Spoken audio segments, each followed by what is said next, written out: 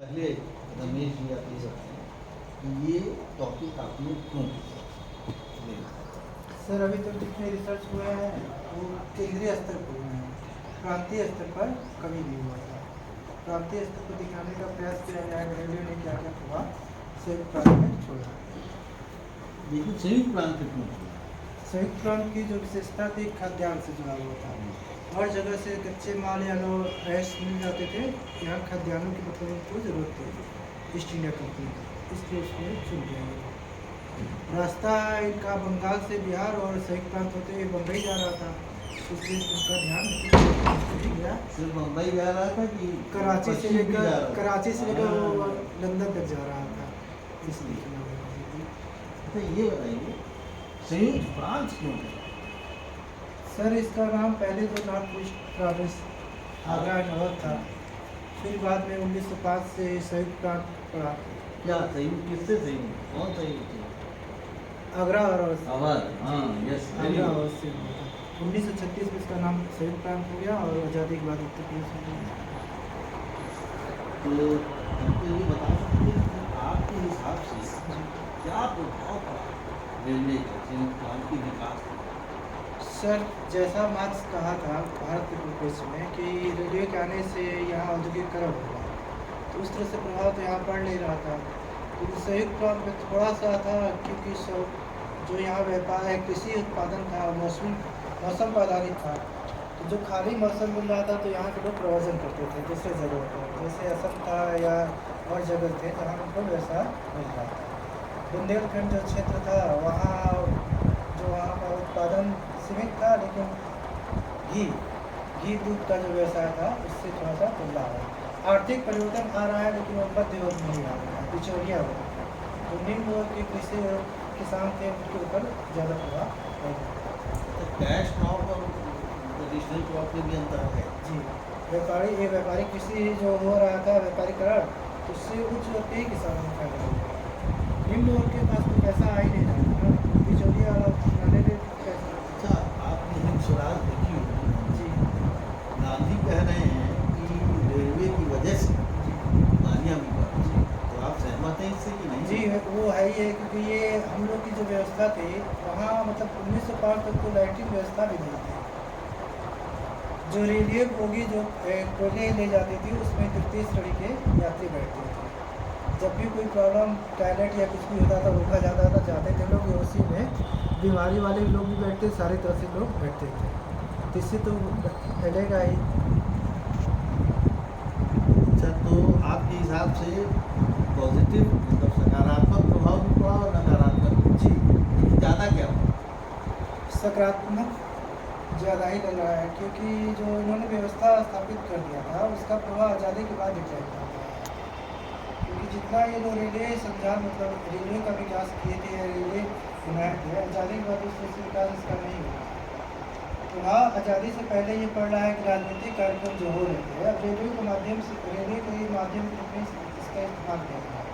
आपको ऐसा नहीं लगता कि आज़ादी के आंदोलन जी को रेलवे ने सरल कर दिया, सशक्त कर दिया, क्योंकि लोग आसानी से एक दूसरे से इसके बाद से ज़्यादा पहले हमें ज़्यादा दिखाई दे रहा है राष्ट्रवाद के जी सशक्तिकरण में। जी अपनी सहमत है इससे?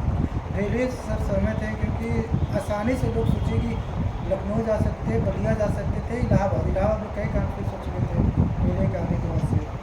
अगर उनके परिप्रेक्ष्य में भी देखा जाए ब्रिटिश काल के, तो 1857 के बाद से ज़्यादा मतलब तेज़ी से विकास कर रहे थे। 1857 क्रांति के समय रेलवे का विकास नहीं हुआ था, इसलिए वो क्रांति को रोकने में असमर्थ नहीं था। लेकिन उन्होंने तो, आप जो ये कह रहे हैं कि उन्होंने तो रेलवे बनाई इसीलिए अपने हित को सुरक्षित राजनीतिक और प्रशासनिक हितों के परिप्रेक्ष्य में उठाया था, तो हम लोगों ने उसका अप्रत्यक्ष फायदा उठाया था ना, हर काम में उठाए थे। यात्रा किए, फिर तीर्थ यात्रा को भी हमने सुगम बना दिया।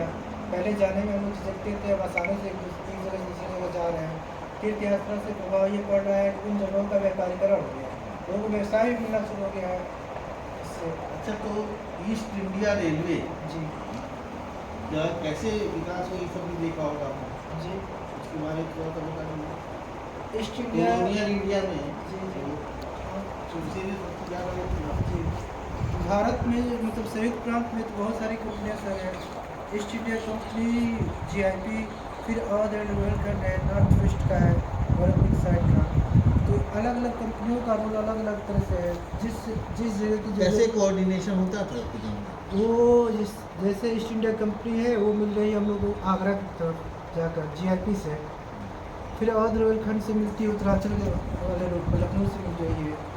तो लिंक लिंक रोड की तरह हो रहा है। ईस्ट इंडिया कंपनी माध्यम बन रहा है उनको जोड़ने के लिए। अच्छा, ये एक सवाल हम ऐसे ही पूछ रहे हैं अपनी जानकारी के लिए कि पहले एक वो नैरो गेज होता था, जी, एक मीटर गेज होता था, एक ब्रॉड गेज होता था।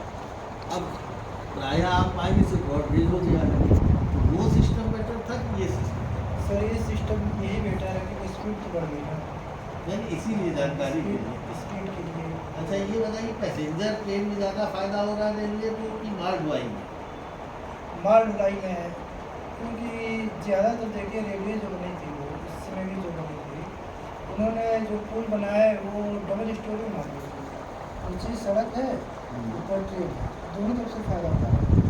सामान एक बार लाने वाले जो बने थे रेलवे मिनिस्टर, तो उन्होंने कहा कि माल ढुलाई से हम लोग फ़ायदा कैसे उठा सकते हैं। तो उसको कम दाम में ही मतलब वापसी में सामान मंगाना शुरू किया।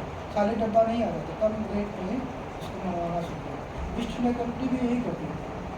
तो हर जगह वो फायदे के लिए हर काम के लिए कैसे फ़ायदा हमको सुनना है।